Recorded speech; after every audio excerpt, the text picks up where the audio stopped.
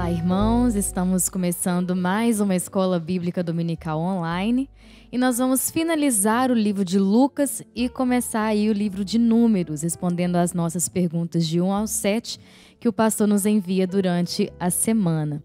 E hoje, para conversarmos, estamos aqui com o irmão Ulisses e a irmã Ivoni e a gente vai conversar um pouquinho sobre essas perguntas. Então vamos começar. Pergunta número 1. Quando Zaqueu resolveu devolver e distribuir o que tinha roubado, o que Jesus disse a respeito de sua casa? Então, graça e paz, irmãos, para todos. Essa resposta está em Lucas 19:9, que diz assim: E disse-lhe Jesus: Hoje veio a salvação a esta casa, pois também este é filho de Abraão. Boa noite, irmão. Graças e paz a todos. Nós estamos muito felizes com a gente estar aqui. Agradecer ao Larry por ter confiado na gente mais uma vez. Esse versículo é também muito interessante, que ele fala não só sobre Zaqueu, mas fala sobre a nossa vida, né? Porque Jesus resgatou Zaqueu. Zaqueu era um pecador, né? Perdido, como aquele filho da parábola, né? Que estava perdido, estava morto, e foi encontrado por Jesus e foi resgatado. Então a mensagem que Zaqueu nos deixa hoje é que a gente também pode, né, ser resgatado por Jesus. Basta nós nos arrependermos dos nossos pecados, né, crer no Senhor Jesus, que Ele também vai operar uma mudança na nossa vida. É muito interessante olhar para esse ponto de vista, né? Sim. Não só olhar na vida de Zaqueu ali, mas olhar para nós também, que a gente tem salvação, né? A gente tem jeito. A Bíblia, ela toda nos fala também, né? O exemplo, né, da vida dos personagens aqui, elas servem para nós também, porque nós somos pecadores, né? Como eles eram também. Com certeza. Então, a nossa resposta aí está em Lucas, capítulo 19, no verso 9. E eu te convido a abrir a sua Bíblia, pegar uma caneta e marcar aí a nossa primeira resposta. O que deveria ser pregado em seu nome? É a pergunta número 2. Então, a resposta está em Lucas 24:47, que diz assim: E em seu nome se pregasse o arrependimento e a remissão dos pecados em todas as nações, começando por Jerusalém. É interessante, né, que a gente hoje tem assim um chamado de Jesus para pregar, né, o Evangelho, as boas novas, né? Mas aqui Jesus está falando que a gente tem que pregar primeiro o arrependimento, né? Porque antes da salvação tem que vir o arrependimento, né? E ele fala para pregar todas as nações, porque todos os homens são pecadores, todas as nações têm pecadores lá. Então é interessante isso, é importante a gente entender que a gente tem que se arrepender dos nossos pecados antes da gente pleitear a salvação de Jesus, né? E ele continua falando que é em nome dele, né? Porque o nome dele está sobre todo nome, está lá em Filipenses 2:9. Por isso também Deus exaltou soberanamente, ele deu um nome que é sobre todo nome. Então a gente não prega o arrependimento em nome de pessoas, de líderes, né? É em nome de Jesus. E eu achei muito interessante aqui, a gente às vezes lê assim, né? Não pega a profundidade, né? da palavra. Só quando a gente vai estudar assim, mais detidamente que a gente acaba vendo, né, mensagens, coisas que a gente não percebe no dia a dia. Jesus fala que tem que começar por Jerusalém, né? Falei assim, poxa, por que tinha que começar por Jerusalém? Podia começar por qualquer lugar, né? Se a gente entender que Jerusalém era a cidade santa, né? A cidade onde as pessoas iam para estar com Deus, né? Sacrificar a Deus, né? E o mundo olha para Jerusalém e vê a cidade que matou Jesus, sacrificou Jesus. A gente sabe que ninguém matou Jesus, né? Ele se entregou a ele mesmo. Mas o mundo não, ele olha para lá e vê assim, um bando de assassinos que penduraram Jesus na cruz.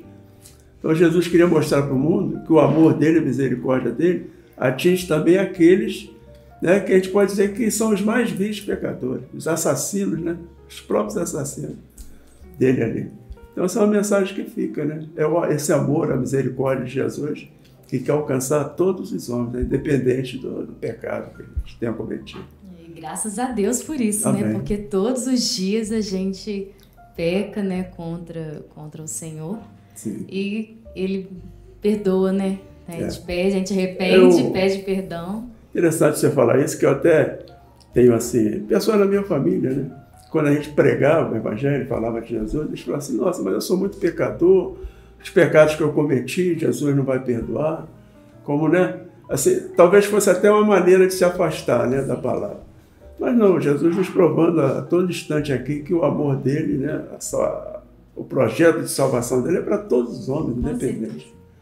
Com certeza. Isso é muito interessante da gente realmente refletir sobre isso, né?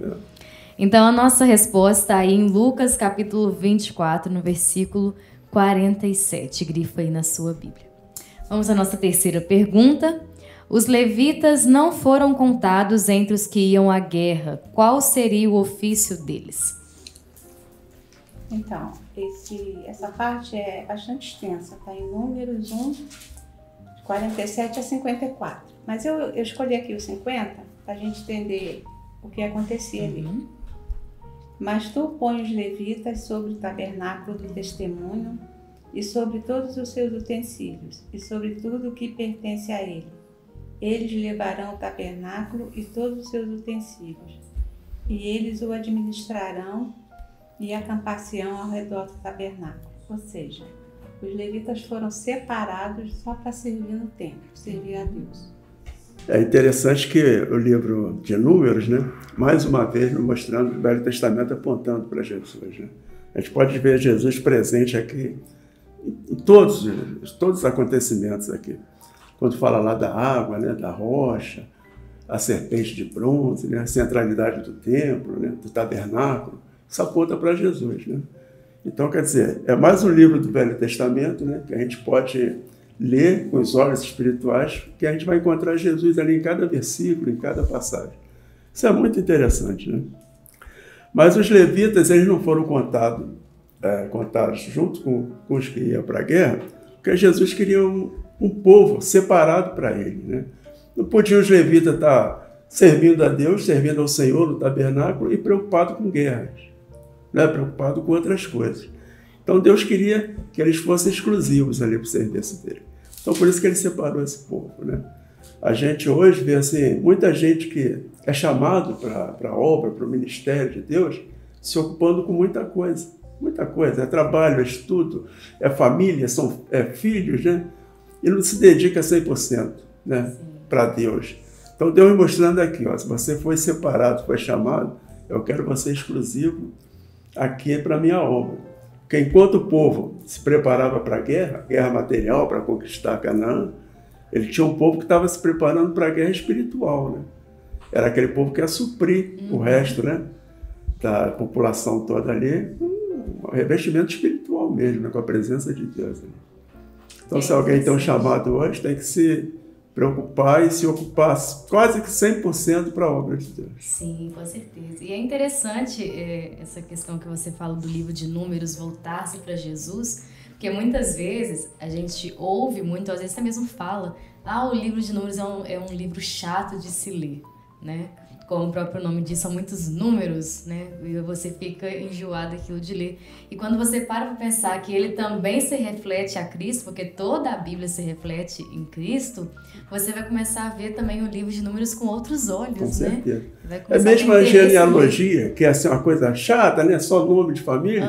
A gente tem que entender que essa é a semente de Jesus. Sim. Jesus veio daí, né? A genealogia dele vai até lá. É muito interessante pensarmos nisso. Então, a nossa resposta está aí, como disse a irmã Ivoni, do 47 até o 54, que é a nossa resposta completa. Quarta pergunta. Como Arão deveria abençoar os filhos de Israel? Essa parte aqui é muito bonita, porque quem não quer ser abençoado, né? Ainda mais um povo, né? Está em Números 6, 23 ao 27, que diz assim: Fala a Arão e a seus filhos, dizendo: Assim abençoarei os filhos de Israel. E dize-lhes: O Senhor te abençoe e te guarde, o Senhor faça resplandecer o seu rosto sobre ti e tenha misericórdia de ti. O Senhor sobre ti levante o seu rosto e te dê a paz. Assim porão o meu nome sobre os filhos de Israel e eu os abençoarei. É uma passagem muito linda, né? Ela é tão assim importante que ela transcendeu, né, do Velho Testamento, de 3, 4 mil anos atrás, e veio até nós. Essas pessoas mais antigas, mais velhas, eles sabem que a maioria dos cultos terminava com essa bênção apostólica, né? Aqui a gente tinha o Carlos Pedro, né, quem conheceu aqui da época, os mais velhos, né? Ele sempre terminava, né, o culto, quando ele estava na frente, dirigindo, com essa bênção, né? E é assim, muito interessante que quando o Senhor fala, o Senhor te abençoe e te guarde, Ele está falando que o Senhor vai nos guardar em todos os aspectos, né? Todos os sentidos. Na parte material, na parte espiritual, sabe? Ele vai te revestir, né, de uma proteção ali. Então é uma proteção total quando Deus está nos protegendo. E ele fala assim, ó, resplandeceu o seu rosto sobre ti e tenha misericórdia de ti. Quer dizer, Deus resplandecendo o rosto dele sobre a nossa vida, né? As pessoas, as nações, aí eles estão vendo, né? Deus refletindo na gente, né? E eles têm que ver isso. Até outro dia eu comentei lá no Primavera, que logo depois que eu me converti, alguém chegou perto de mim e falou assim, você é crente, você é evangélico. Eu falei, sou, por quê? Não, porque a gente vê assim, a luz de Cristo assim, em você, nas suas ações. Nossa, aquilo foi muito bom, eu fiquei ali dias, né, bebendo daquilo.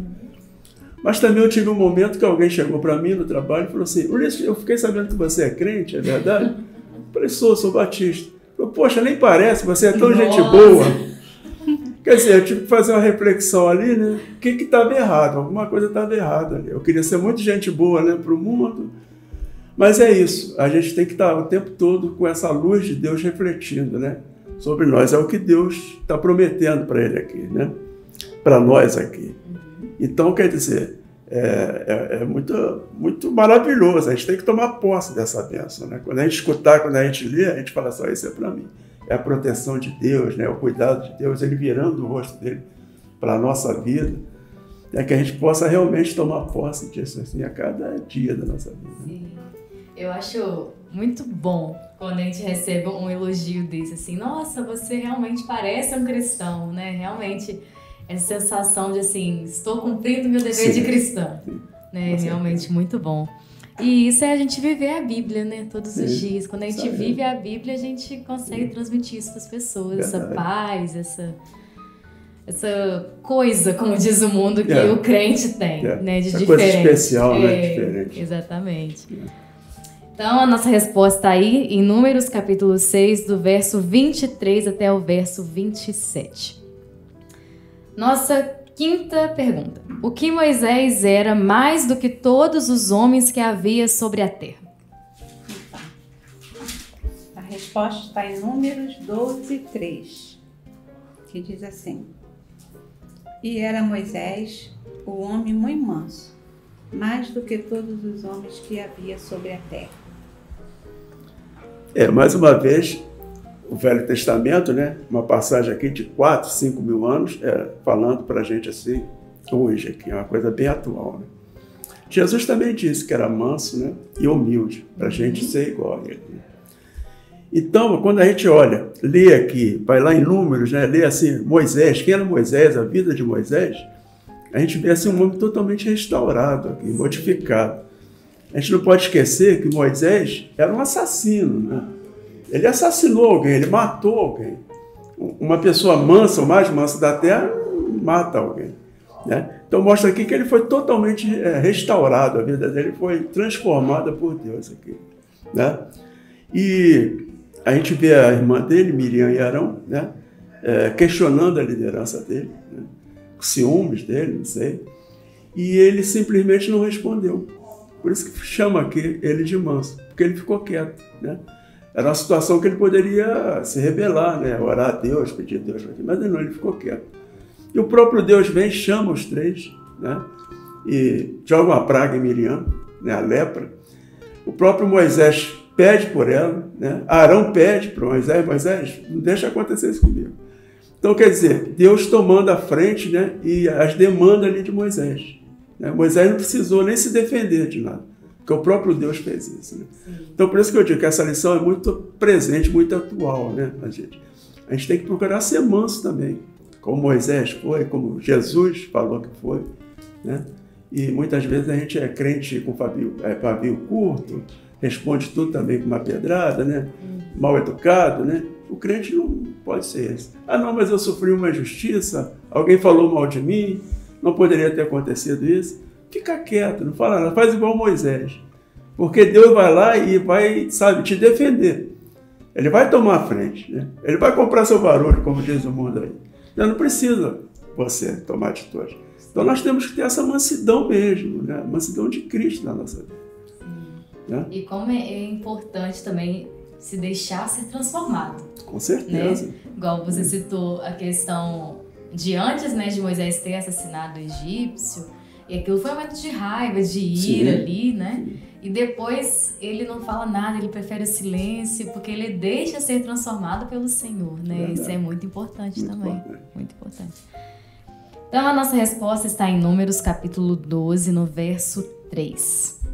Nossa penúltima pergunta é: quais foram os 2 homens que saíram do Egito que o Senhor disse que entraria na terra? A resposta está em Números 14, do 30 ao 38. Então, como é uma parte muito grande, eu li e entendi que foram mandados 12 homens, cada um representando uma tribo. E Josué e Caleb era um deles. Não tem o nome dos outros não, só dos 2. E 10 homens voltaram desanimando o povo. E Josué e Caleb não desanimaram o povo. Então, Josué e Caleb que entraram na terra do Egito. Na terra do Egito não, na terra prometida. Né, onde mana leite e mel. Foram só 2, Josué e Caleb. Qual versículo? O versículo. Então, é o Números 14, de 30 a 38. Não entrareis na terra pela qual levantei a minha mão, que vos faria habitar nela, salvo Caleb, filho de Jefoné, e Josué, filho de Nun. Só esses 2 entraram. Essa é outra passagem que nos diz muito, né, hoje. Muito para a nossa vida, assim, pessoal, individual. Você vê que aqueles homens ali, eles, na primeira dificuldade, eles ficaram desanimados, né? E eles demonstraram uma incredulidade, porque Deus falou para eles o que tinha lá. Tinha uma terra que emanava leite e mel, né? Deus preparou a terra, colocou leite e mel lá, e a parte deles era ir lá e tomar posse daquilo que Deus estava dando. Mas eles, na primeira dificuldade, eles desistiram. E isso desanimou o povo, né? E as consequências foram terríveis, né? Porque ninguém ali entrou na terra prometida. Todos morreram ali no deserto. Isso acontece com muita gente hoje. Deus tem uma promessa para você, né? Você está lá, a promessa, um trabalho, uma profissão, um estudo, né? E na primeira dificuldade, primeira nota baixa, você desanima. A primeira palavra, né, como aqueles 12 falaram, a primeira palavra de desânimo, ali, de incredulidade, isso já serve para, né, derrubar o seu ânimo, sua vontade. Então a gente tem que ser como Caleb e Josué, né? Que eles viram, né, o potencial, a possibilidade, e mais importante que isso, eles creram, né, que a promessa de Deus era firme e verdadeira. Eles creram nisso, né? Senão a gente vai ter sempre uma vida aqui medíocre, vai estar sempre dando a história de você dar um passo para frente, 2 para trás, né? Então a gente tem que realmente confiar, acreditar que quando Deus nos promete, Ele tem o melhor para nós, para a nossa vida. Eu gosto de pensar também nessa questão como o céu, né? A terra prometida como o céu para nós. Muitas vezes no meio do caminho, quando você está quase chegando, você desanima, você desiste, né? E acaba desanimando também outras pessoas. Logo depois que eu me converti, eu comentei assim com o pastor uma vez: pastor, esse negócio de ficar lendo a Bíblia, quanto mais eu leio, mais eu vejo assim que eu estou distante da salvação, estou longe da salvação. E eu hoje, essa é a minha visão de salvação, ela está assim, um pouquinho diferente, ela está mais para a graça de Deus. Eu creio que eu sou salvo. Eu não vou ser salvo, eu já estou salvo. Sim. Eu creio nisso. A minha fé me diz que o Senhor já me salvou, né? Eu tenho que perseverar agora o quê? Trabalhar para a obra, por quê? Para me ter um bem-estar espiritual aqui nessa terra. Sim. Né? Eu não posso me considerar um salvo e estar pecando aí deliberadamente. É buscar a santificação todos Entendeu? os dias, né? Eu tenho que buscar estar na presença de Deus. Para estar na presença de Deus, eu tenho que me santificar. Sim. Me santificar procurando estar afastado do pecado. O meu trabalho é esse, é não pecar. Eu vou pecar. Sim. Todos os dias, todos os instantes. De todas as maneiras, né? Ou quase todas as maneiras. Mas eu creio na minha salvação, que ela já está ali. Eu não tenho essa angústia de, será que eu vou chegar lá e vou ser salvo? Eu tenho que perseverar quanto? Será que eu perseverei o suficiente? Isso é uma vida miserável. Para mim é uma vida cristã miserável. Você nunca saber se você está fazendo ou perseverar o suficiente. Sim. A palavra de Deus me diz que Ele me resgatou, me salvou. Me deu a salvação. Ele me deu a salvação. Agora cabe a mim saber usar, né? Sim, com certeza. É o que o irmão Fiel disse num dos vídeos, né, que nós temos aí, sobre a questão do caminho largo e do caminho estreito. Sim. Né? E a gente sabe que para a gente seguir, a gente tem que ser o caminho estreito, porque não é fácil. Mas a gente busca santificar-se todos os dias. E aí, quando a gente reconhece que pecou, a gente se arrepende, que foi o que a gente comentou também em algumas perguntas atrás. Então, isso que é o importante, né? Você reconhecer esse erro e aí você procura santificar perante o Senhor. É até interessante que aqui em Lucas, né, que a gente fala sobre Jesus mandando pregar o arrependimento, eu nem citei, né? Mas pregar, a gente tem que se arrepender e confessar, né? Sim. Nossos pecados. Tem que confessar. Né? Hoje você vai para a igreja, você se converte, entra na maioria das igrejas, e não tem assim a pregação do arrependimento e da confissão. Sim. Né? Se alguém pecou contra você, ou você pecou contra alguém, você vai lá e confessa para aquela pessoa. Daiane, eu fiz isso para você. E para Deus a gente tem que confessar tudo o tempo todo. Sim. Né? Então, quer dizer, é importante a gente entender isso também, que a gente tem que se arrepender, confessar nossos pecados. Eu acho o interessante o complemento também, né? Confessar e deixar, né? Confessar e deixar. Procurar deixar, né? Procurar porque a carne a gente ainda está na carne. Com certeza. Mas o nosso foco é não pecar. O foco do cristão não pode ser, eu estou na carne, eu vou pecar. Não. O meu pecar. foco é não pecar. Eu vou pecar porque eu sou pecador. Jesus veio para os pecadores. Sim. Se entrar na igreja e perguntar assim, quem é pecador aqui? Todos têm que levantar a mão. Né? Mas pecar deliberadamente, né? Não é a vida do cristão. A carne é fraca, mas o espírito é forte. É forte. Né? O Espírito Santo incomoda e aí você se arrepende ali. É muito, muito interessante a gente pensar nisso. Então, voltando aqui para a nossa pergunta, né? A nossa resposta está no capítulo 14 de Números, dos versículos 30 ao versículo 38. E a nossa última pergunta para nós finalizarmos aqui: qual foi o processo que o Senhor usou para provar ao povo que ele escolhera Arão? Está em Números 17, 5. Mas eu vou ler até o 8 para ficar bem assim... Completo. Completo.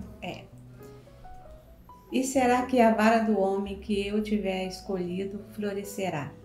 Assim farei cessar as murmurações dos filhos de Israel contra mim, com que murmuraram contra vós. Falou, pois, Moisés aos filhos de Israel. E todos os seus príncipes deram-lhe cada um uma vara, cada príncipe uma vara, segundo a casa dos seus pais, 12 varas. E a vara de Arão estava entre eles. E Moisés pôs essas varas perante o Senhor na tenda do testemunho. E sucedeu, pois, que no dia seguinte, Moisés entrou na tenda do testemunho, e eis que a vara de Arão, pela casa de Levi, florescia, porque produzira flores e brotava folhas novas, e dera amêndoas. Interessante, a gente estava lendo, né, agora. Eu achei interessante o 8. Assim, a gente sempre fala assim, floresceu. Mas deu frutos, né? Deu amêndoas, né? A gente deu pensa, poxa, deu frutos. Folhas novas e amêndoas. Achei interessante. É uma passagem não só assim, floresceu, não. interessantíssima, porque aqui mostra Deus separando, escolhendo, né? Aquele que vai fazer a obra dele, vocacionando, né? É o próprio Deus escolhendo lá, né? Isso hoje é assim também, né? Deus escolhe, né? E vocaciona aqueles que ele quer para a obra. A gente sabe que tem muitas pessoas que entram para o trabalho, para o ministério, assim, ou por modismo, né? Ou por achando que aquilo é uma profissão, ele vai ganhar dinheiro com aquilo, e outros até por má fé mesmo, né? Para explorar a fé alheia. mas isso não prospera, né? Você pode achar assim, não, aquela igreja está lá, elas só pedem dinheiro e tem 1 milhão de seguidores, tem entrando muito dinheiro, mas isso não está prosperando, porque eles não estão trabalhando para o reino, eles não estão acrescentando almas para o reino, então não está dando frutos, né? Então quando Deus chama e vocaciona, aquilo vai florescer e vai dar frutos, com certeza. A gente sabe que os vocacionados muitas vezes são perseguidos, até dentro da igreja. Com certeza. Né? Mas Deus tem sempre ali, sabe, um cuidado maior com aquela pessoa, porque Ele próprio escolheu e Ele vocacionou, né? Então, às vezes a gente acha que a pessoa só é vocacionada porque faz uma faculdade, teologia. Não, o dom é de Deus. Ele vai e fala assim, você vai fazer isso e eu vou te preparar para aquilo. Deus escolhe quem Ele Deus quer usar, escolhe, né? E vocaciona, né? Sim. Então foi Deus mostrando aqui, através de Arão. Ele fez uma coisa aqui fabulosa, né? 12 varas lá e uma só floresceu. Sim. Então ele, né, falando ali, não deixando nenhum tipo de dúvida, né? Com certeza. Que aquela pessoa era a pessoa que ele escolheu para o trabalho, para aquele serviço dele. Sim, é muito interessante a gente pensar nisso, né? Eu gosto dessas perguntas porque a gente reflete muito nisso. A gente já leu várias vezes, né?